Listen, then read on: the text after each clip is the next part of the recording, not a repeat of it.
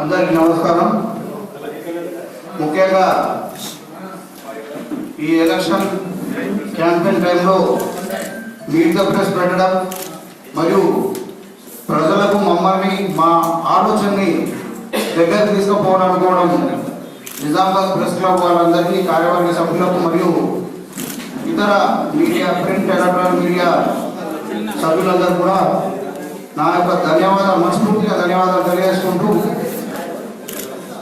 मैं दुआ कर ऊपर वाले से कि मेरे वोट से गवर्नमेंट बनना सर, वो किसकी भी बनने दो, मेरे वोट से गवर्नमेंट बनना और मैं 1200 करोड़ निजामाबाद को डेवलपमेंट को लाना. मैं दूसरा कोई पोस्ट नहीं लेतू. అంటే అంగురావాలని కోరుకుంటున్నారా? నేనేదో కోరుకుంటున్నా సార్, అంగురావాలని ప్రార్థన చేస్తున్నాను. ఎందుకంటే గెలుస్తాని నమ్మకం ఉన్నది, నగరపాలిక సర్వేలో కూడా నా పేరు ఉన్నది. గెలిచినప్పుడు నేను ఇంకా ఎదగాలనేది పక్క పెట్టండి, ఒక్కొక్క నిమిషం నేను ముందుకు ఇంకా ఎదగాలనేది పక్క పెట్టండి. హంగచ్చి నా ఓటుతో గవర్నమెంట్ వస్తే నేను ఏది అడుగుతా ఇస్తాను కదా.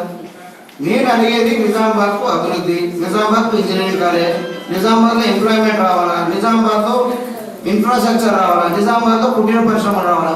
ఇవన్నీ నేను ముఖ్యమంత్రిగా చేయలేను, కానీ నేను గవర్నమెంట్ మాత్రం నా ఊరితో ఫామ్ చేస్తే ఇవన్నీ కదా. అంటే వస్తే ప్రలోభాలు కూడా ఉంటాయి కదా. गवर्नमेंट लेडीज में भी फाइनेंशियल स्टैंडर्ड बढ़ाने के वास्ते एक जो इज्जत पापड़ा सब हो रहे थे, कुटीर ऑफ डोमेस्टिक वो कारोबार को 100% निजामाबाद में लाने की कोशिश करती है.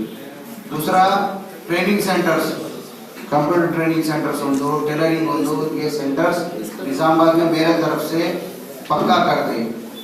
और एक जो मैं वेबसाइट खोलने जा रहा हूँ निजामाबाद डेवलपमेंट में, उसमें वुमेन चाइल्ड उनका एजुकेशन के ऊपर भी बहुत बड़ा काम कर दूंगे.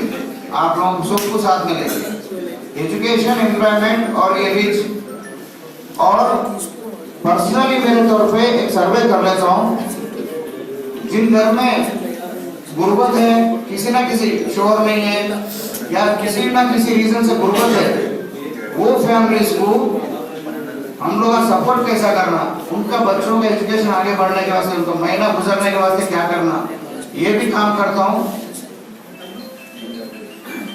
एक जज्बा अपने अंदर है, उसको और बढ़ाते हुए वेलफेयर डेवलपमेंट दो भी काम करते हैं.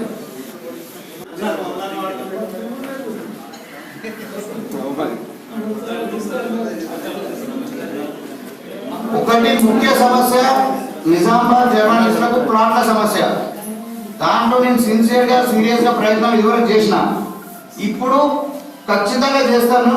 అదొకటి. రెండోది, ప్రెస్ క్లబ్ ప్లేసు.